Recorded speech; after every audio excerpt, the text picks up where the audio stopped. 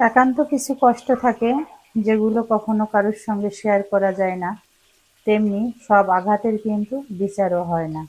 কিছু কিছু বিচার ছেড়ে দিতে হয় মালিকের উপর। সময় সাপেক্ষে বিচার করার মালিক তিনি ঠিকই বিচার করে দেন। আসসালামু আলাইকুম, কেমন আছেন সবাই? চলে আসছি রান্নাঘরে, চলছে রান্না বান্না। আজ কোনো রেসিপি যাবে না, যেহেতু ডেলি ব্লগ।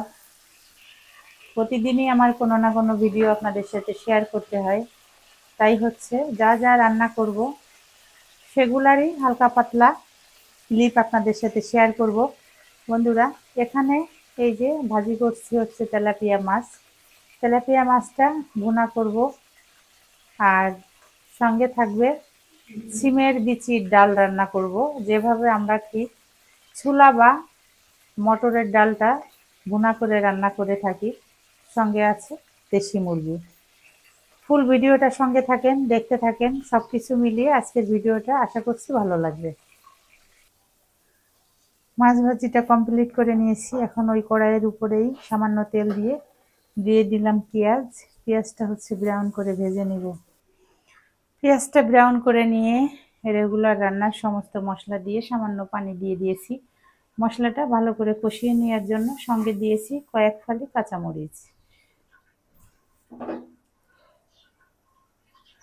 মশলাটা ভালো করে ফুটে উঠলে মাছটা দিয়ে সম্পূর্ণ পানিটা শুকিয়ে নামিয়ে নেব। মাছ ভুনাটা পুরোপুরি কমপ্লিট হয়ে গেছে। ছড়িয়ে দেব ধনেপাতা। এখন যেহেতু শীতের সময় বন্ধুরা, ধনের পাতাটার ফ্লেভারটা বেশ ভালোই লাগে। যদিও আমি ধনের পাতাটা ব্যক্তিগত খুব একটা পছন্দ করি না। আমার কাছে মনে হয় যে কোনো তরকারিতে ধনের পাতা দিলে ওই তরকারির নিজস্ব যে একটা ফ্লেভার থাকে সেটা হারিয়ে যায়। শুধু ধনের পাতার যে ফ্লেভার সেটাই স্ট্রং থাকে। এই জন্য ধনের পাতা আমার ওভাবে পছন্দ না। তবে শীতকালীন যে সিজনালি ধনের পাতাটা, এইটা মোটামুটি পছন্দ করে থাকি এবং মাঝে মধ্যে সেটা যে কোনো মাছ ভুনা বা সবজি বা ছোট মাছের চচ্চড়িতে দিয়ে থাকি। এখন নামিয়ে দিব। মাছ ভুনাটা পুরোপুরি রেডি করে নিয়ে আসলাম বন্ধুরা। এই হচ্ছে ফাইনালি লুক। এই তো, এই ছিল আমার ছোটোখাটো আজকের ব্লগ। আর ব্লগটি কোনো ফুল রেসিপি দেওয়া হলো না, সামান্য ক্লিপ মাত্র। যদি ভালো লাগে লাইক কমেন্ট শেয়ার দিয়ে পাশে থাকবেন।